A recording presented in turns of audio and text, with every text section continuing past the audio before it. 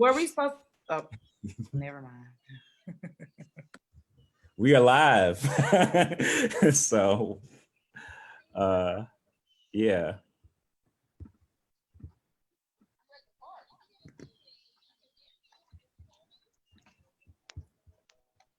Yeah, I was supposed to text you, but hey, welcome everybody. Micah is about to start us off, and welcome everybody to the.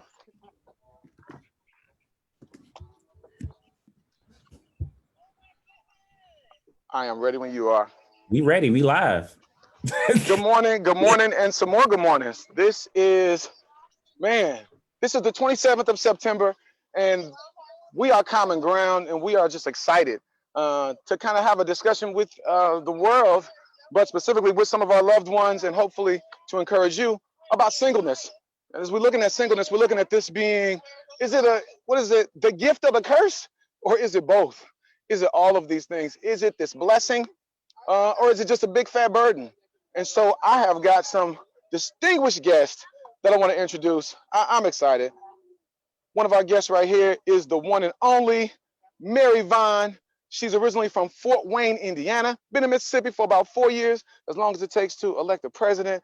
She has a master's in social work, and she is from the one and only, don't play with me, the I Love, but she also has a powerful testimony. She is just a transparent individual who not only loves God, but is willing to kind of put this out there so that even through some of her pain, that you can be encouraged and that she can just be connected. So I think that is powerful, powerful, powerful. Then we have our sister, Felicia, and she is a passionate educator of children and young adults. She's amazing. She's amazing. Currently, she's working at Republic Schools in Jackson, Mississippi. But guess what? I know her from where? Omaha, Nebraska. And then she also from Cali. Felicia is from the world and beyond. But she is here in Jackson, loving the Lord, and her and our sister Mary Vaughn are both single sisters who love God. And then we have another brother of mine. He is Smiley, also Jason, but Smiley is the minister of InterVarsity Christian Fellowship. He's also a pastor at Common Ground, but he is just an inspirational brother. This guy is a poet. He is an innovator. He is a speaker. He will preach. I mean, I think he might do your hair if you ask him nicely. You know what I'm saying? Maybe not. But these three, they are not just singles and they're not just believers, but they love God in a verb sense. And that love is through actions. And those actions come out not just in them being vulnerable and transparent, but them being active in God's work. And it can be a challenge and a struggle. And I probably didn't even introduce myself. I'm Micah Briggs, and I'm a partner with Common Ground, but I'm also, I'm a former single. I was single for like 20 years as a believer. And it was crucial beyond measure. So we're gonna go into this discussion, and any of you can actually start this thing off. But our first question, and we're just gonna put it out there. How do you feel that you're viewed by your friends, family, associates, and society as being single and being a believer? How do you feel you are viewed? And any of you can pick that one up, and we're gonna roll. Let's do it. I think personally for me, and it doesn't include everyone, but I know that we're viewed especially in church, as someone who's in need. We need help. We need to find a partner. We need to find a companion. And so I was not here, but back in Omaha was always, hey, I have somebody for you. Hey, I have somebody you may like. Hey, I have somebody that you may want to meet. It just seemed, and even not in church, sometimes family is, oh, well, let me introduce you to this person, kind of thing. So for me, it's that we aren't, I guess the roundabout would be that we aren't whole as a single. I agree with that part, especially from society and definitely a religious standpoint. You see a lot of videos and conferences catered to as a woman, for me, single women, and kind of like marriage is the end all be all. Like you've reached that type of elevation once you get married. Personally, for my family and friends, I'm not viewed. I'm not viewed like, oh, I got somebody for you, or when are you getting married? Are you dating? Thankfully, they don't come to me with all those questions, because I also have friends who are single as well. And so it's kind of like we can relate on a personal level. But as far as my family, thank God they're not like shoving it down my throat. A lot of them are actually like, you in a good place, enjoy. And so, but yeah, society definitely views it the way that Felicia said, for sure. Yeah, just I mean, echo. It's Appreciate that. Smiley, jump in here. Yeah, I was gonna say I love what you said, Felicia, about incomplete. That's definitely what I've heard and projected in a sense of, and that question, it does happen a lot. So when you're gonna get married, that is often asked. And so I think that, yeah, the view of incomplete, the view of, not quite full yet. And I think overall, people they haven't said that as much directly to me in recent years. I think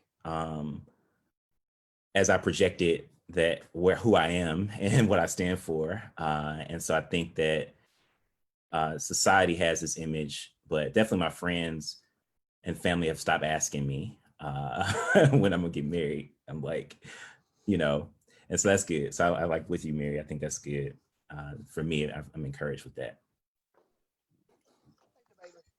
So I appreciate the way y'all hit some of the big points, because I think I do remember being single, because it's not that long ago, and in being single, that what Felicia was referring to, that whole hooking you up thing, and I mean, I felt like that ended up being more harm than good, because it took out the whole, and I'm not saying that nobody can speak into your life or make suggestions or recommendations, but it kind of hurt me the way that it seemed like people thought, man, he's a wretch undone until he gets his better half. Oh no, as if God can't work through me as a single man. And I felt like people wanted me to live up to a religious expectation.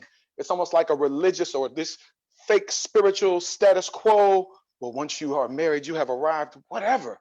And by you all being specific and going that route, I really just want to redirect us just temporarily, specifically to scripture. So as I'm going there, I'm looking at 1 Corinthians 7. And in 1 Corinthians 7, I love that we can get to the point of specifically what God sees as far as our singleness. And God is going to use our brother Paul to be really, really specific. So I'm going to share that with you, and then we'll keep it moving. And when we go with I'm going to start with verse 6 first. Corinthians 7, verse 6, and it says, I say this as a concession, not as a command. I wish that all of you were as I am, but each of you has your own gift from God. One has this gift, another has that. Now, to the unmarried and the widows, I say it is good for them to stay unmarried, as I do. But if they cannot control themselves, they should marry, for it is better to marry than to burn with passion.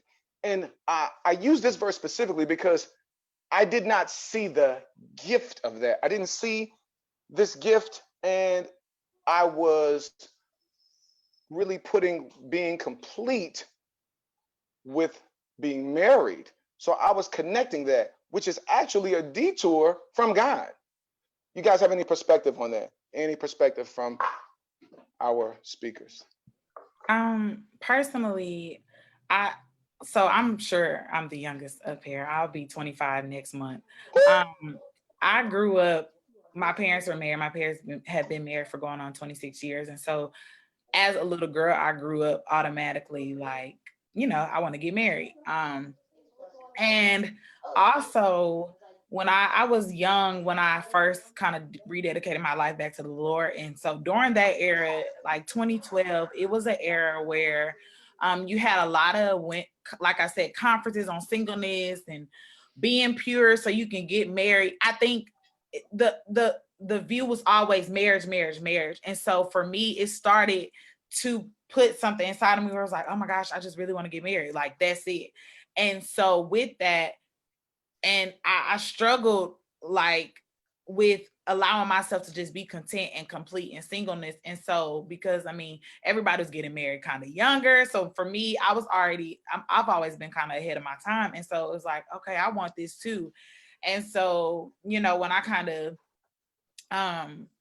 backslid and rededicated my life back to the Lord, it's kind of like, now I'm still I'm back to the area where it's like, okay, I'm going on 25. Is it time for me to start dating? And I had to start like recently just telling myself like, okay, just be patient and enjoy this, because you really are in a good place. You don't have no attachments, responsibility. So I'm definitely, like you said, I'm getting to that area where it's like learning the art of just being okay and just allowing myself to be complete with, like, in God, and letting that be enough. So I'm actually double your age. And I agree with what you just said, because for me, for the longest, and I actually was down that road, before I surrendered, when I didn't have any self-esteem whatsoever, my kid's dad and I got married, and I mean, it was just like the heavens were just sending red flags everywhere. No, don't, but I did it anyway. Um, and now that I am surrendered, and don't get me wrong, I do want to be married. That's something that I do desire. But on Halloween, when I turn 50, I can honestly say I'm good. I'm I'm good. It gets more, I think, for me, because my one of my love languages is physical touch, and being in being in the presence of people. I desired that, that facial, but I right now I have, like, my daughter comes most weekends. She's at the dorm right now, but she'll be here later. So I have people in place that, you know it makes it better. For Micah's question, yeah, I do see that, as because I look at it, when I look back on when I was married, and now that I'm not married, I have time to, like, if I want to just get into the word in the middle of the day, on the weekend. If I say, you know what, Lord, it's just me and you today, I can do that because I'm not married. Um, I can say, I'm dedicating this time to God. I don't have to go to my husband and say, listen, this is what I want to do. And so we can communicate, and we can agree on that, so that I'm able to do it. It's none of that. I can just do it.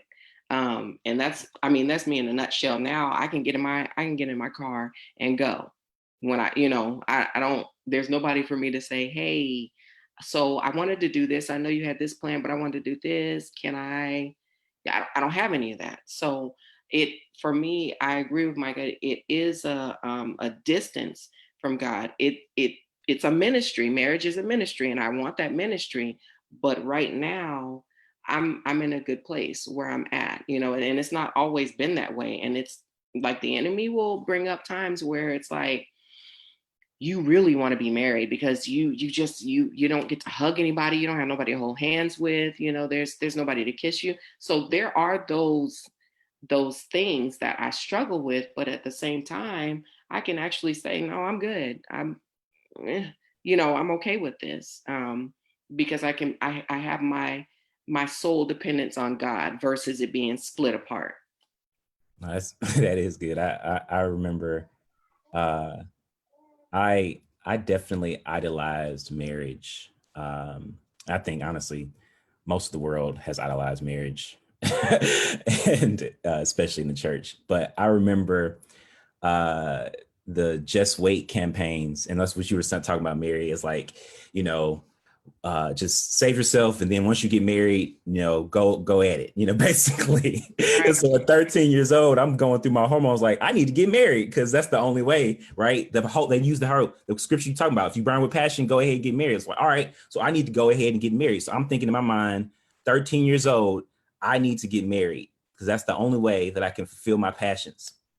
And I remember my parents were high school sweethearts. So I had they found each other at 14, 15. They got married right out of college. I mean, right out of high school, like right out. My mom graduated and then, a few months later got married.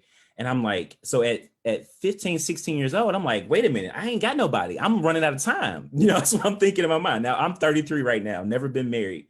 And I remember at 16, I had a New Year's resolution. I was like, because I was running out of time. I'm like, by this point, in my parents' life, they were already engaged. So I'm missing out.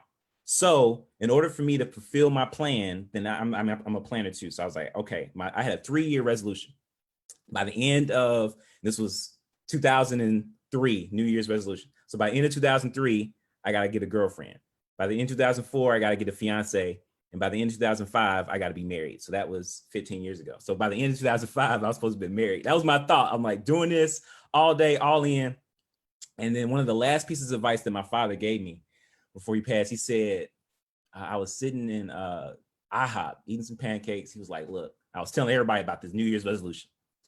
And he said, I asked this a question to a lot of people before. He was a minister. He would counsel people to be married and in marriage and stuff like that. And it's like, do you want to get married to the person or do you want to marry marriage?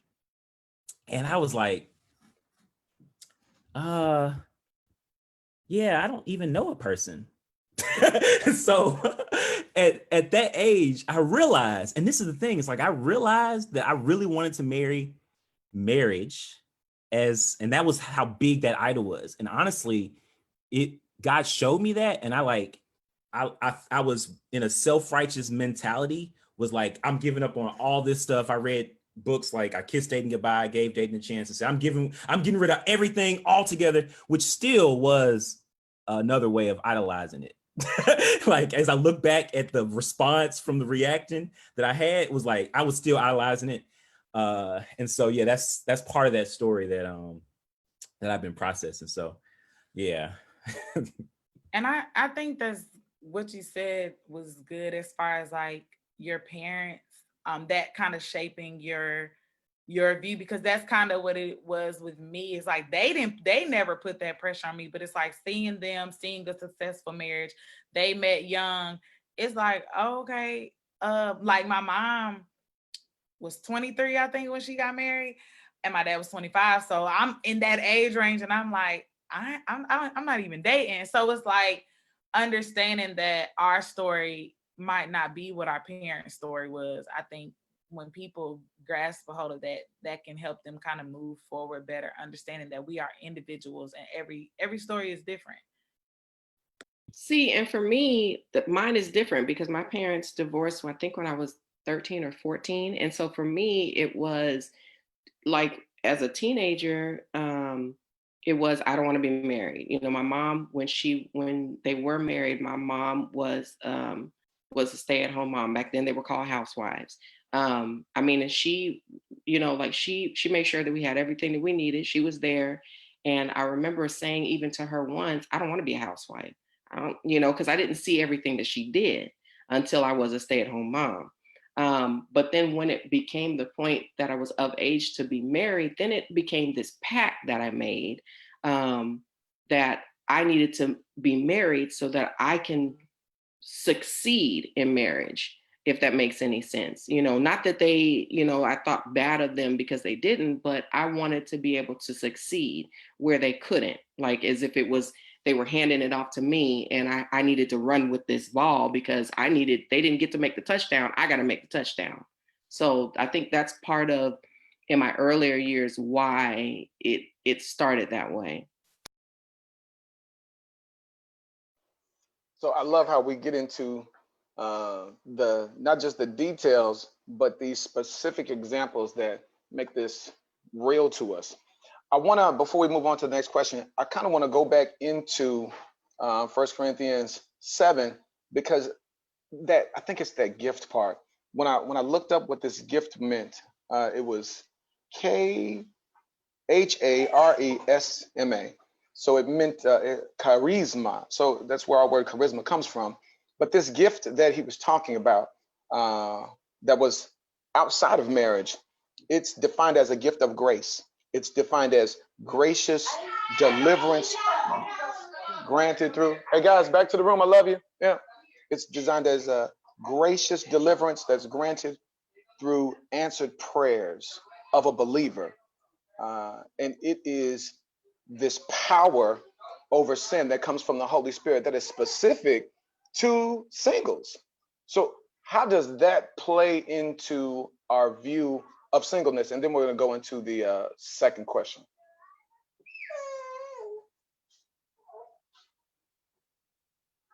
And when I say how does that play into, I mean this that gift, so to speak, because I know on many occasions I did not see it as a gift. And I heard you kind of mention it earlier, Felicia, when you were talking about just not having that responsibility to kind of check in, but just kind of having some of that freedom. And Paul was just so specific as he was just like, man, I'm telling you, I wish everybody could be like this, because I think sometimes it's really hard to see that gift, so to speak, this charisma that we have. Is there an example of how that gift has encouraged you to get out of the funk? Because singleness can sometimes bring a funk when we bring into account what you all previously mentioned. So many expectations from so many people, and in addition to people trying to hook you up, but then people saying specific things, or even the feeling. I did not like being the fifth wheel. I hated it. Everyone, hey, we're all going out. Now, why everybody have to bring their boo? See, I thought we was going out to have some fun. Now y'all making me feel like the anomaly in the bunch. So where does that gift kick in? Just one example of how that gift has encouraged you, or the absence of that gift, how you may have needed it. Just one example from each of you, because I know these real life examples are really powerful for me and everyone else that's listening. So listen, I'm gonna be totally honest first. It was not always a gift. It was not always a gift. I remember reading that specific scripture and saying, what? Be single for life? What? What? But it was as I grew and matured in Christ and even got older, I realized that it was my flesh that was speaking about it. It was my flesh that was gonna miss those cuddle times, and that those intimate times and those conversations that you could have with your spouse. That was just my flesh that was gonna miss that. And so for me, I mean, it's a gift because I get to, for me, and I've always said this, if I can't be faithful to God by myself, how am I going to be faithful to somebody else?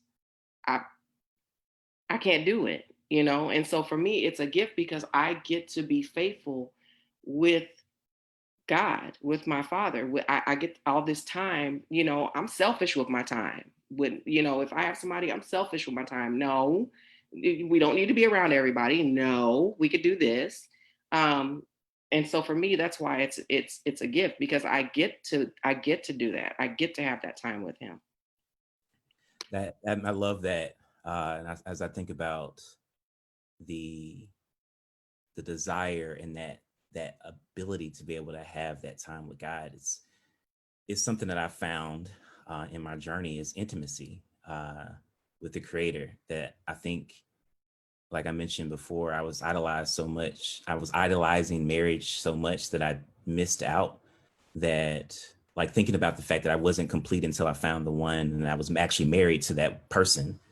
That's the only way that I could be complete. Not realizing that there actually is fulfillment in relationships and friendships. There's some deep intimacy that you can find outside of that.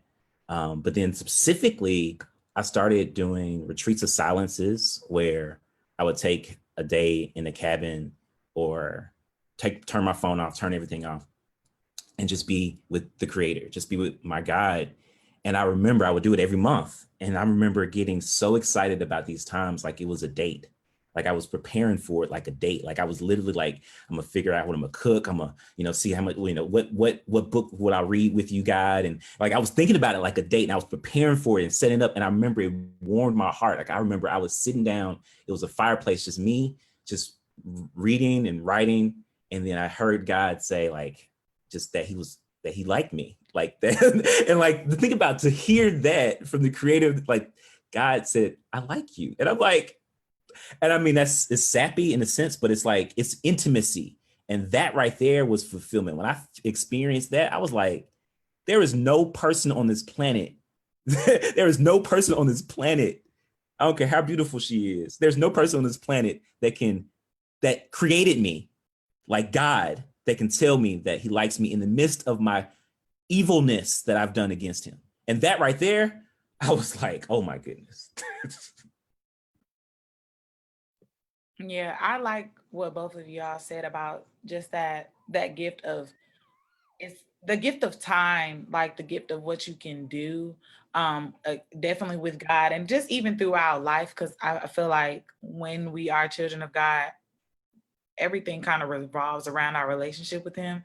And so just as, a single, just having that ability to kind of just move and maneuver how you want, of course, according to what he's telling you to do. But like, if God is telling me to do something, I don't have to check with anybody. I don't have to make my schedule fit around someone else's. So that the gift of just moving freely in him, I think, is kind of what, for me, what works and what I like.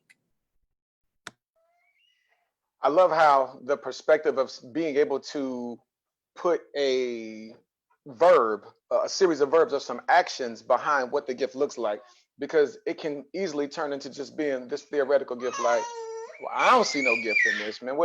How does that work in my life? Because I see me being the one with one Christmas stocking. Like, what's that about? Every other Christmas stocking for somebody that don't live with me. So to be able to put phrases that paint pictures behind what this gift looks like. And that takes us to our second question. Uh, Describe your personal view of singleness from your mirror reflection. So when I'm looking at, and so we kind of covered what other people's expectations are of singleness. And as you can see, she's letting me know, well, you ain't single, so you better give me this pacifier. There you go. So as we look at that, our mirror view, when we look at it for us, how do we define singleness as a way to empower us? For myself, I would just say I'm still navigating through that and learning through that. I think that even in having these conversations and just having transparent moments helps me. It changes, and it's changing, because like, last week I might have felt one way, but just even having certain conversations, even having this conversation, it allows me to grow and to just grow in my perspective. And so, at first, I didn't have a good view of singleness, because I was just so hard on myself wanting to just be married. And so now, and just growing and constantly learning, I'm appreciating it more. I'm trying to get the value and the lessons out of it. That even if I never get married, it's like, okay, I'm content and I'm getting everything out of life that God wants me to have out of it. So for me, it's constantly evolving. I think the same for me. I agree with that. It's definitely a one pebble at a time, one step at a time. It's I don't know that there's an actual definition that I have, other than walking this path with Christ. I think that's about the only way that I can define it, because it changes so much um, through your life's journey. the definition will change. It will mold to where you're at now. You know, and either it will define you or you will define it. Yeah, I think it changes. Someone asked me if they asked me if people were called to singleness. Like, what do you think about people being called to singleness? And as I think about the definition, I was like, singleness is the standard. Like, you got to be called to get married, actually. And so that's the question, like, called to singleness. No. So like the way I look at it is like, I was born single. I am single until I get married, until death do us part. That's the idea. But that's like, it's the standard. So it's like, this is who I am. I'm a whole me. I'm me. And I'm all of me. I'm 100% Smiley Jason Abrams. And I think that the more that I understand my identity as far as who I am, not really what I have to offer someone else. Because I think that's part of the thought, is like a lot of singleness is and I've heard is like, well, how can you prepare yourself for the one? And I'm like, it's like, no, how do I be a better version of me for me? And so that's what I've strived to do with my 33 years, really more specific over the last 10 years, just thinking through how I be a better version of myself for me. So I think as I look at myself in the mirror, I want to see a better version of me. And so I'm always thinking about improving myself. I'm dating myself in the sense that, like, you know, I even wrote a love poem to myself because I'm like, I apologize for the way I treated myself. You know, you know, so much negativity about how I look and how I felt. And that self-talk pulled myself down. And so the more that I started actually enjoying who I am, and this quarantine helps, the more I realize who I am. I'm like, if I'm dating myself, what do I want myself to be like, you know? And I think that's kind of how it is. That's how I view. So that mirror image is real. Like, it's like, okay, like, this is why I work out. I work out for me, not because I want to look good for somebody else. You know, like, why do I eat right? Because I know it makes me feel good. Why do I read? Why do I want to write? Why do I want to do these things? It's because for me. And, you know, that's kind of my attitude.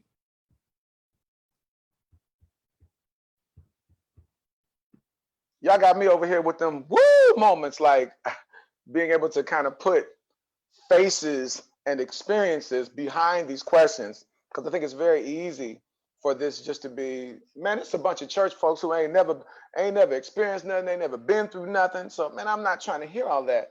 But when you guys put these shared experiences with these questions, I think that's what brings life to it. You guys have literally already answered questions kind of 1 through 3, but going back to 3 just a little bit, is getting married a deal breaker or a game changer? And if it is, why is it, or why not? Is getting married a game changer or a deal breaker with God? And why or why not? Because I know some folks are going to say, like, you know what? One person might say, if I never get married, I'm good. But another person may say, if I don't get married, if God's supposed to grant me the desires of my heart, does that mean God's a liar? Man, God, you said, asking it shall be given, seeking you shall find, knocking the door shall be open. Well, I'm asking, seeking, and knocking, and Valentine's Day got one heart, and it's for me, to me. What's up with that? So is it a deal breaker? Is it a game changer? And why or why not? If I never get married, it's not a deal breaker. I know that it's not a deal breaker. That just means that he has something else on my plate for me. The reason it's not a deal breaker is because I see now that I can be content with just him. For me, that's, if I can't be content with just him, that's a deal breaker. I don't want to be in a marriage if I can't be content with just God. If I can't be by myself and allow him, the picture I get is him is me in a hospital bed, and him being the one that's not only my doctor, but he's also my nurse, because he's coming in every day and he's checking on me and he's making me move in ways that are giving me pain, but I know that that's going to make me flexible in the long run. He's the one giving me my meds. He's the one that's coming in and talking to me. He's the one that's coming in and keeping me company. He's the one that's doing all of this. And so if I can't have that contentment, then I'm like smiling. Marriage is something that comes after. I'm single first, and so if I can't have that with him, then no, that's the deal breaker. If someone were to say to me, I'll give you the perfect person for you to marry, everything that you've ever wanted in this person to marry, but you can't have any more time with God. No thanks. I don't want it. I don't want it. I think that used to be, and sometimes it's like a tough question to just you got to really ask yourself, like, okay, is this a deal breaker or not? And for me, I want to be married.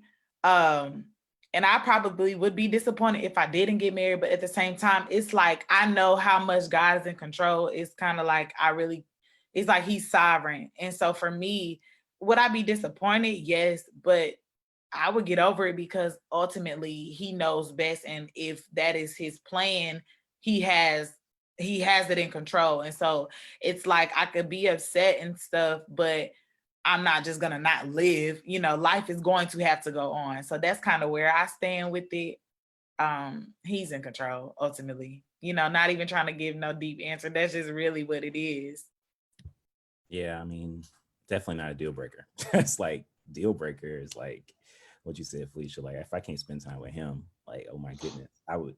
If I think my worst case scenario for me is if I get married to somebody and I can't spend time with God, like that's a deal breaker.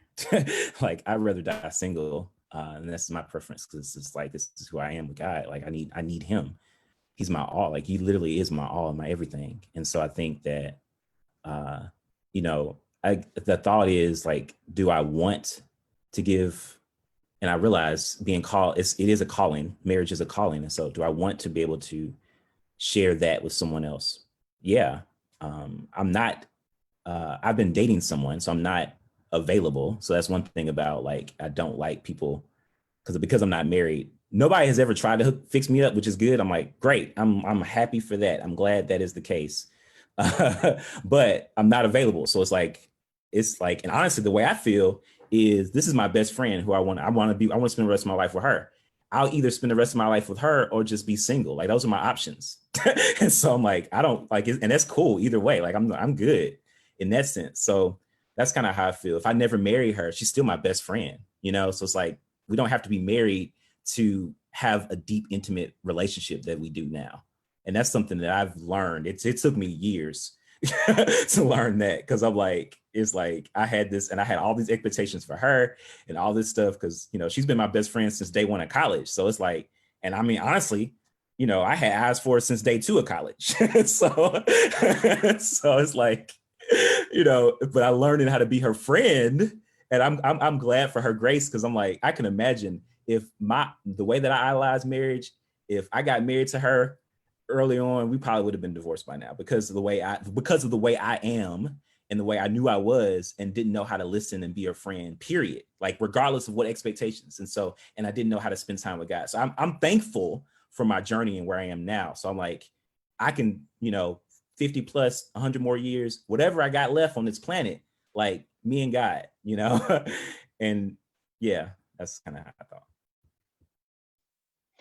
So you all annihilated that question in a beautiful way in all of its diversity. I love it. And I would even just add to that. I 100% agree with you all. It's not a deal breaker. I'm gonna say it would definitely have been a game. It was a game changer for me for a long time.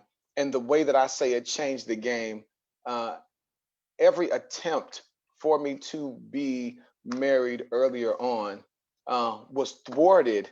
And I appreciate God for doing that, because God saw my ambition was at those periods of my life, I was using marriage as a sedative for loneliness and lust. Like them two L's are serious. Being by yourself and watching Love Jones or any okay, maybe that's too black. I want to make sure I cover more people. Pretty Woman, I don't know. But watching those movies where somebody is struggling through and then they end up with that person and it's like, oh my goodness, and they play the right song and they eat the right meal and there's a glass of wine. I mean, Jesus turned water into wine, so don't start hating on the wine. But those things would make me think about how lonely I was. And those things also made me think about my appetite for sex that was totally separate from love. So that lust and loneliness were crippling me. And God was like, if you think, and I had eyes for godly women, but not focused on a godly woman. And God was like, I'm gonna give you these options. It's gonna be real ugly if you grab one of mine and go in there with your shenanigans, because this is a user-friendly relationship. You're trying to fill lust and loneliness, but you're gonna stay alone in a room full of 1 billion people if you're apart from me in that relationship. So as he revealed to me how user-friendly I was gonna be, was like, no, it's not gonna happen. And it didn't happen. And so I was well into my 40s. I was 41 by the time I got married. So not wanting to abuse the privilege of having a good person and a helpmeet in my life. So it was definitely a game changer because it revealed so much more about me. It helped me not lie to myself about the quality of my character. It made me be honest with myself, like, I'm never going to arrive as a believer, but I can definitely get closer to his image, and I was not there. Let's take this to the last question, y'all. Let's take this to the last one. And that last question is, just explain your ideas. And this is for other people, because you've kind of done this throughout the course, but being able to kind of make this concise and just kind of a powerful punch. What are your ideas of the benefits and the burdens of singleness? And I say that using this verse. I say that using this verse kind of as a context for us. And this is Luke 14, 25 through 27. Okay, yes, ma'am. You are a priority. Yes, ma'am. Luke 14, 25 through 27, it says, now great crowds accompanied him. We're talking about Jesus. And he turned and said to them, if anyone comes to me and does not hate his own father and mother and wife and children and brothers and sisters, yes, even his own life, he cannot be my disciple. Whoever does not bear his own cross and come after me cannot be my disciple. And if you pair that with loving your neighbor as yourself, and that whole idea of what loving ourselves looks like prior to bringing someone else into this, how could we kind of put those burdens and benefits together? Because there's definitely two sides to singleness, and there's definitely two sides to marriage, but focusing specifically on those two sides to singleness, kind of if you just had to wrap up the burdens and the blessings so that someone could just kind of have a snack box to go back into at another time, what would you kind of consolidate that as being? So for me, the benefits of being single. When Naria, my youngest, was in school, I told her she was having some issues with her friends. And I told her to one day just sit in the back of the classroom and just be quiet and observe. And she came back with some powerful wows. And so for me, the benefit of being single is that I get to observe. I get to observe other singles. I get to observe married couples. I get to look at again what Naria said the other day. Just threw me off. I get to look at red flags that people try to paint a different color. So it, for me, it's these I get tos. I get to look at what I don't want, and I don't have to jump in the water blindly. And I get to see if the water is warm or cold. I get to decide if this is something that I want to proceed with or not. Even bigger than that, I get to be with my creator. I get to have that relationship, and um, I get to allow him to mold me into what he needs me to be, whether it's for me to be single the rest of my life or for me to enter into a marriage. I get to allow him to mold me. And that's something that I was not doing, because when you're just focused on, I need to be married, and I was there looking for, I was to the point where I would look at guys and be like, oh, is that my husband? Oh, I wonder if that's my husband. Oh, this must be literally, that's how I looked at guys at that point. And now I can look at them and say, this is my brother. And most points, when they try to approach me, it's like, you're my brother, get away. No, and so, but that's selfishly because I like where I'm at right now. Let me see, for me, the burdens would be kind of what you touched on Micah. As a female in the church, for a long time I struggled with lust and pornography. And so for me, being in a relationship, being married, was going to be able to feed those very large, very hungry demons that I dealt with. That's what it was going to do for me. And my goal was to feed them, because they were just way too loud for me and I couldn't do it by myself. What I didn't realize is that I could just drag them over to his throne and say, here, take them, because I can't do it. I can't do it by myself. And for the longest, I was this churchgoer that just ignored them. How you ignore your stomach growling and you try to move, and you do all of this stuff so that nobody else hears it. That was me when it came to those two things. And so I would ignore them. But then when it came to somebody paying attention, I fell. And it was easy to do that. Even in the infancy of me surrendering, it was easy to do that, until I got to the point where I was like, okay, this isn't what I'm supposed to be doing. This isn't who I'm supposed to be. And I have to decide, do I want to continue to binge feed these monsters, or do I want to take control and give them over to God so that he can deal with it for me? So those were my burdens. And they're still burdens. I just don't, anytime they try to start growling, here, take them. I'm not going to feed these, take them. So it's a different aspect now than it was then, but those are some large monsters that I had to deal with. Yeah. And just to support what you're saying, like, as a married man, former single, those two do not disappear. As you said, I, as a married man, have to lay those things before the Father, because reality, man, marriage is not a buffet of butt naked sex as much as I wish it was. It is not. And that's no shade to my wife, because shoot, sometimes what if I'm super musty? Or what if my attitude is musty? Like, who want to touch that? You know what I'm saying? What if I'm walking around with stress from my life, my sin, my job, kids, everything, and then I'm like, shoot, man, let's go ahead and work out. And she's like, this don't look like loving me like Jesus loved the church. You're not about to treat me like them things on Pornhub, abusing me all over the place. No, sir. You're not about to take out your sexual frustrations on me. What you can do is get your mind right with the Lord, and then you can make love to me eventually when I'm ready. What if she's not ready?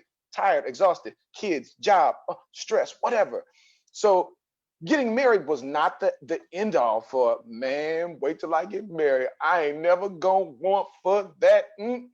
That's a lie from the pit of hell, because it's that sacrifice that comes with it, and that loneliness. You can be married and be lonely, right? Because if I'm not connected to the Lord, I can be good as Christian as I want to be. Just like I can be a U.S. Olympic track star, but if I ain't drinking no water, I'm still gonna be dehydrated, and I can die. I can die in a race that I trained for because I neglected the water. And I could be a Christian, but if I'm not sipping, if I'm not getting them hits of that living water, man, I can be depleted. I can be powerless. And guess what? Still fighting to keep pouring out of my life, still fighting to, be transformed by the renewing of my mind and not remembering old schmut that I was a part of? Come on. So I feel you for the lust and the loneliness. It's got to be given to the Father. Okay, back to the distinguished guest, because I'll be talking too much.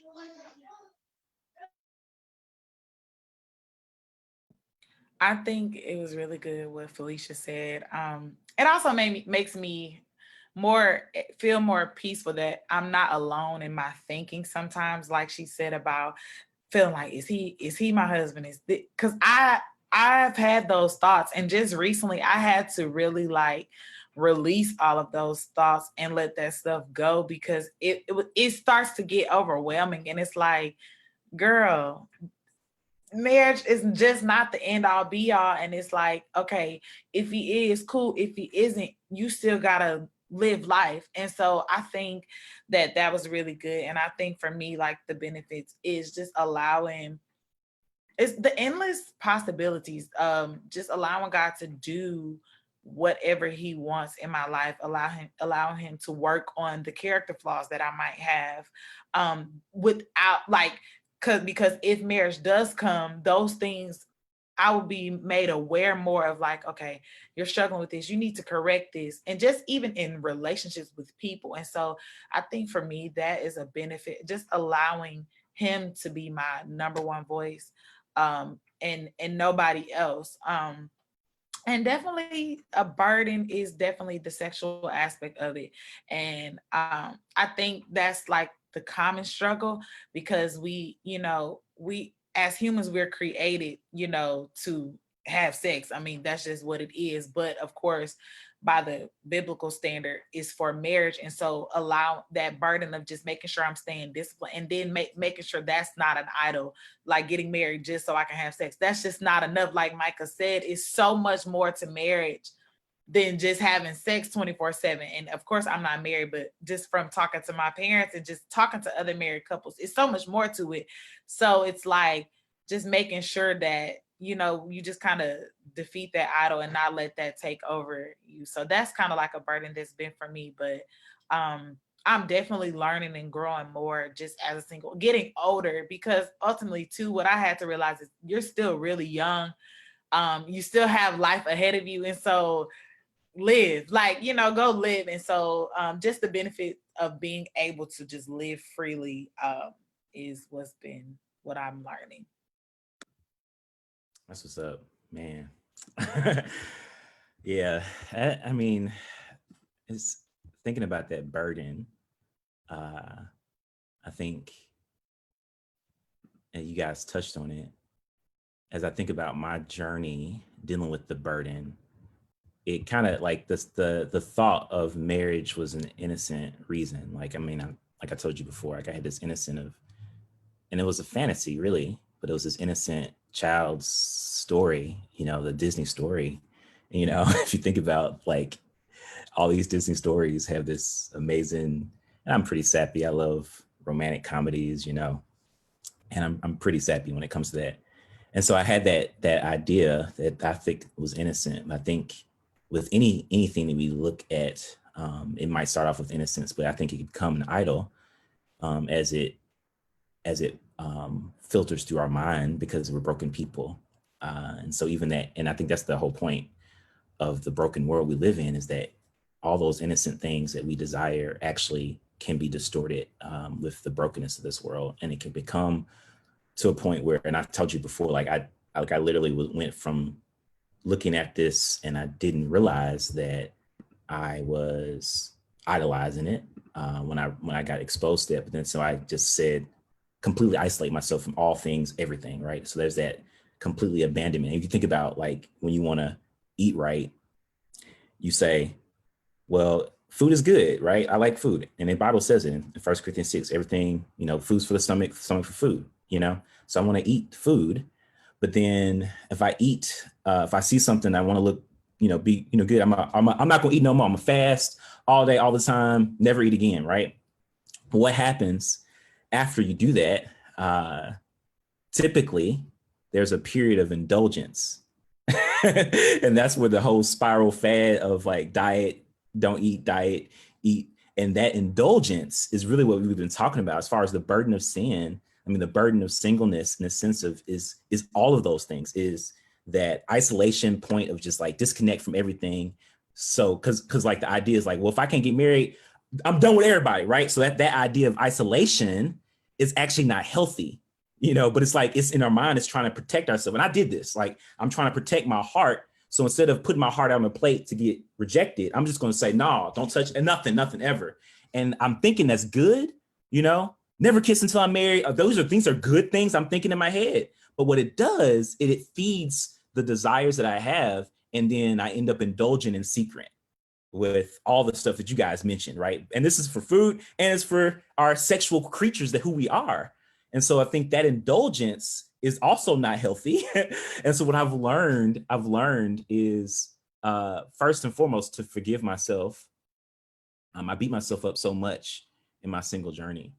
And so I learned how to forgive myself in a way that's given me grace as much as God gives me, to give it to myself so that I won't fall into the indulgence world. So I won't beat myself up and go into that cycle of isolation, because that's what happens. I get indulgence and then I isolate myself again because I'm like, I'll eat a whole bunch of food. I'm never eating again. And then I eat a bunch of food. I'm never eating again. I go back and forth. And that's a cycle that I found myself in as a single person, And when it comes to my sexual energy and my appetite, I think that's what we described. But what I found is that it was really because I was lusting after marriage.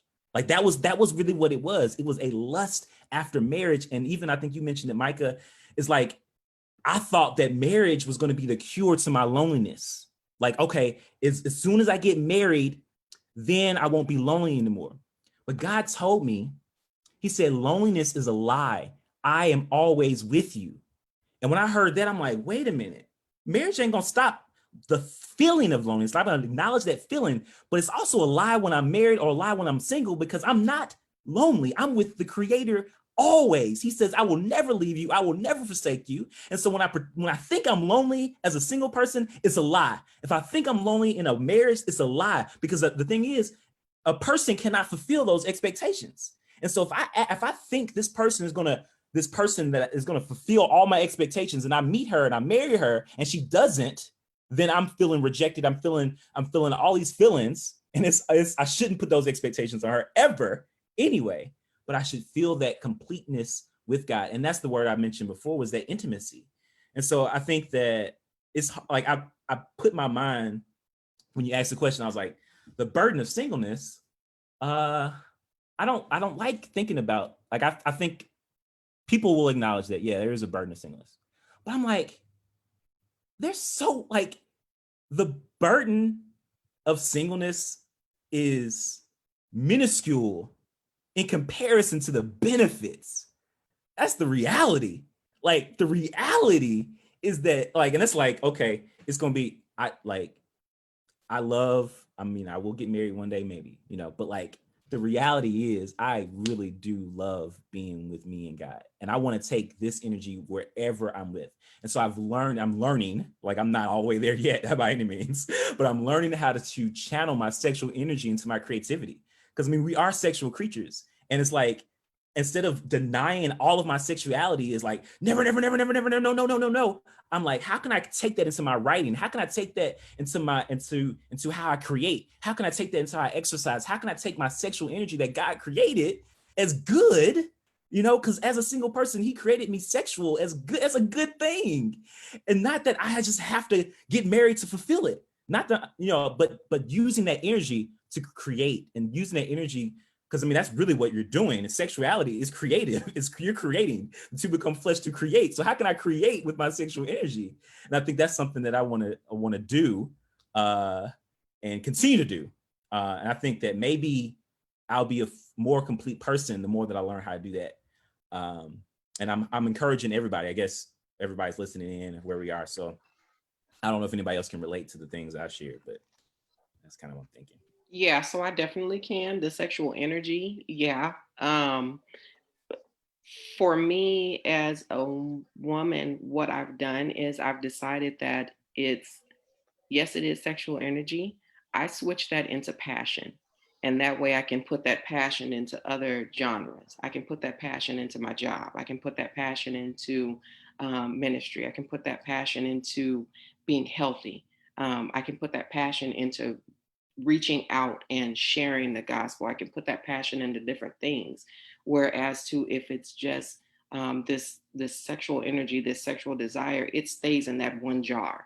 And I can't pour it anywhere else. I can't do anything else with it. So I make it into passion. I put more stuff into it and I make it into passion, and I can put it into different jars. And I can fill more things with it until and if that time comes that I'm able to get married. And then, because even then, like Micah said, listen, I'll be tired.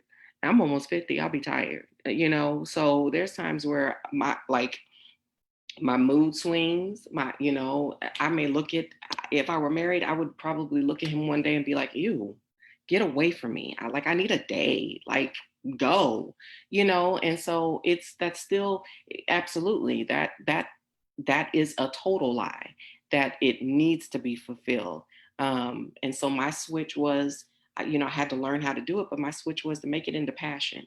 Passion is it can be the same thing and it can be used in that, but it can be used in different ways as well. So I put that away. I canned that, like you're canning. I put a top on that, put it in the bottle and canned it and put it in the cabinet until it's needed.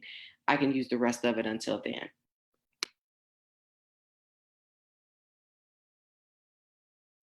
You all, not only did you cover all of the questions, but I just appreciate the willingness to be direct and specific. Because I think when we talk about the core of where our feelings come from and our actual experiences, I think that's what encourages others. It's definitely encouraging me.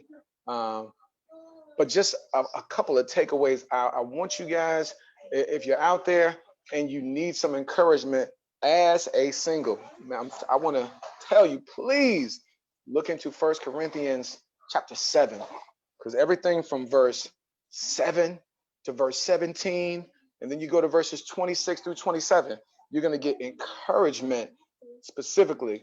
But I want you to go to First Peter 4 and 17, just letting us know about God's household and how he has these expectations for us. I want you to go to Hebrews 4:15, because when you feel like this is an unrealistic expectation, because in my mind, like, wait a minute, so you want me to do what for how long and maybe not ever get the what? Mm-mm. So knowing that Jesus went through the spectrum of emotions and tangible feelings that we have gone through gives me encouragement. Like, wait a minute, what about how I feel about the opposite sex? What about how I feel about my anger? What about how I feel about frustration? All these things. Taking into consideration, after he fasted for more days than I could even imagine, he gets tempted by Satan himself 3 different times. And he's tempting him about food after fasting. So don't think for a moment that you are going to be exempt from a direct attack. I'm like, if you profess to be a believer, that means now you are a threat, you are a factor. And so Satan's not going to do anything to you. Point first of all, he's going to have to get permission off top. And all he's actually going to do, he's going to open up a menu of your flesh taste buds. And he's going to offer you the most beautiful pictures in this menu that your appetite for lust can desire. And that's how he's going to attack you, through the menu items, through the advertisement. And sometimes that advertisement is going to come in lightning speed through some of the things that we click on through social media, through some of the series that you might be watching 8 or 9 years of, that can offer the reinforcement of what you feel like you're missing and how you have been left behind. So know that you are under attack so that you can prepare. John 15, 18 through 25 kind of let us know you are hated. So if you are hated, then you better believe that every weapon that can push you away from God and toward you being God and controlling your own fate and your own destiny, that's what's coming your way. And then Acts 14, 21 through 22, letting us know kind of where we stand in this world, how we are perceived, and what we are up against. Folks, it's a battle. It's a battle. I would love like just like a summary of like just some closing remarks of encouragement from each speaker, because I want this thing to end with the encouragement that you all give, because you all made this thing happen by being transparent, by allowing people to see a window into your life and not even caring, well, how this group of people or these folks on social media going to perceive me after I say these things. Because I mean, you know, people throw up their Christian veil guard when you hear things like pornography or lust. But those are areas that I'm like, God, I want deliverance and I want freedom in those things. You know what I'm saying? Loneliness. How can you say that you're alone as a Christian? Well, I can tell you for sure, Jesus intentionally got alone many times away from the disciples just to pray, because the pressures of the world are overwhelming, but he knew where his freedom was through God. So if I could get like just kind of just some encouragement and warning, kind of a summary from each of you amazing people, and we can close this thing out. And if you could close us out in prayer at the end, Smiley would be greatly appreciated. So, whatever order you guys want to go in, give us that kind of summary of encouragement and warning. Just encouragement. I would just say, just stay the course. I mean, it's very simple. And just be real with yourself always. I think by doing that, you're able to always recognize, where you're struggling. Like, get in tune with your emotions, see what makes you feel this way. Just pay attention to yourself. And doing that will kind of help you navigate better, because I think when we're real with ourselves, it helps us to get through what we really need to get through, and we recognize, how we really feel. And so I would just say be encouraged, and you're not alone on this journey, definitely. So for me, the encouragement that I would give is to first stay away from those. It could be memes, it could be devotions, it could be um, people that want to say God has someone out there for you. It may not be that. Nobody knows that. That somebody may be a friend, that somebody may be a mentor or a mentee, that somebody may be several people.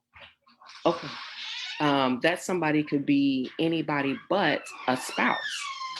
We don't know that. And I think for me, hearing that a lot, it locked into my head that, oh, it's got to be somebody. It has to be somebody, because everybody says God has somebody for you. We have to open up our genre of what that somebody means. That can be that could be anybody. You know what I mean? So for me, that's the first thing I would do, is encourage you to get around people who, if whether they're single or married, get around people who are going to enjoy you for you.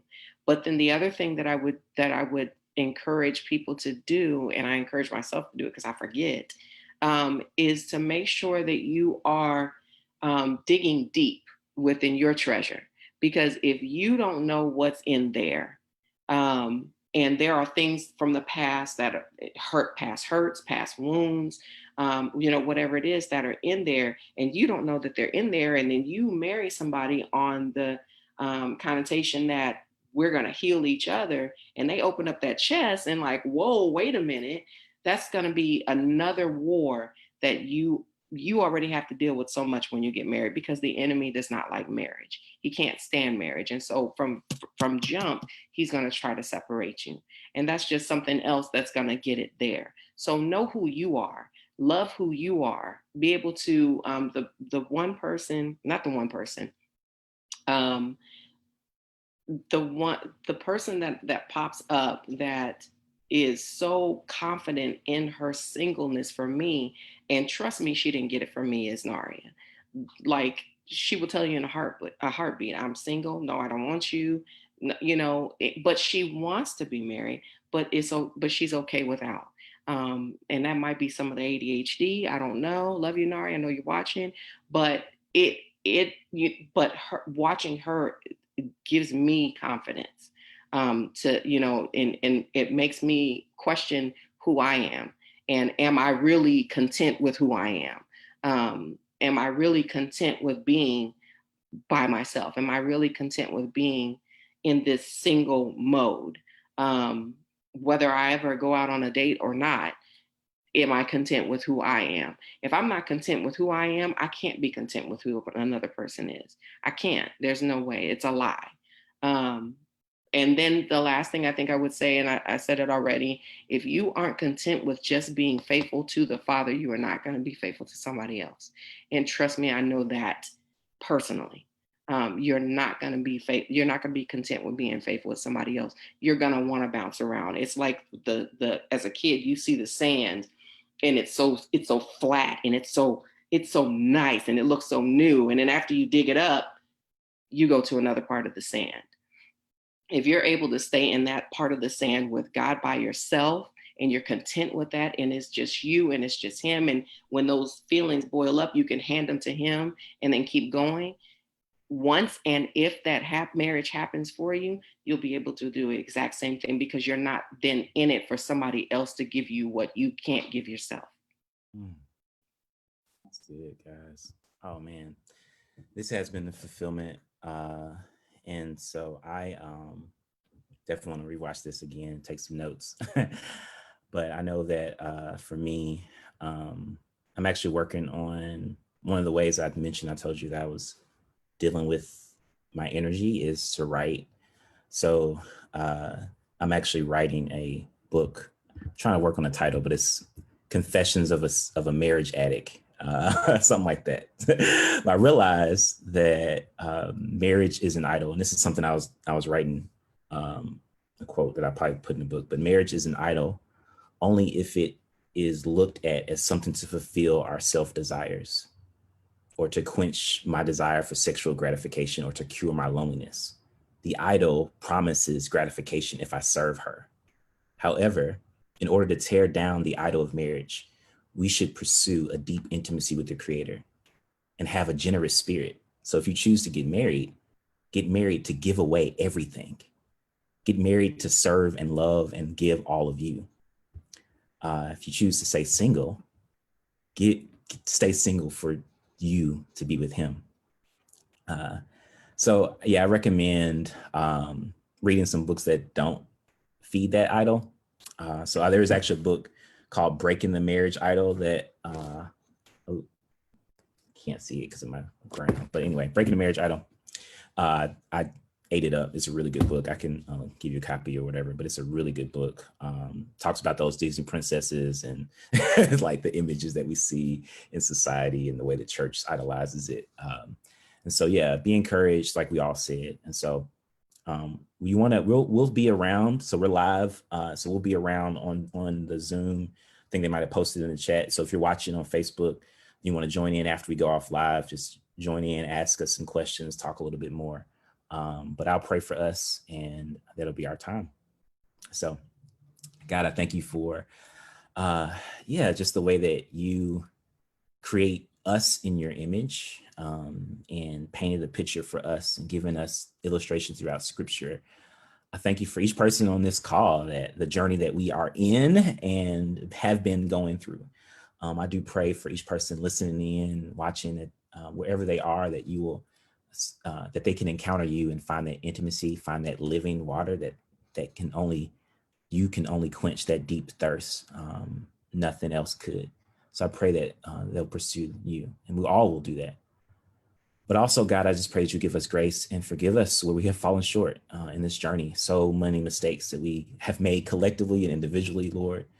Help us to forgive ourselves and love ourselves in the midst of that, so that we can love others as well. We pray all these things in Jesus' name. Amen.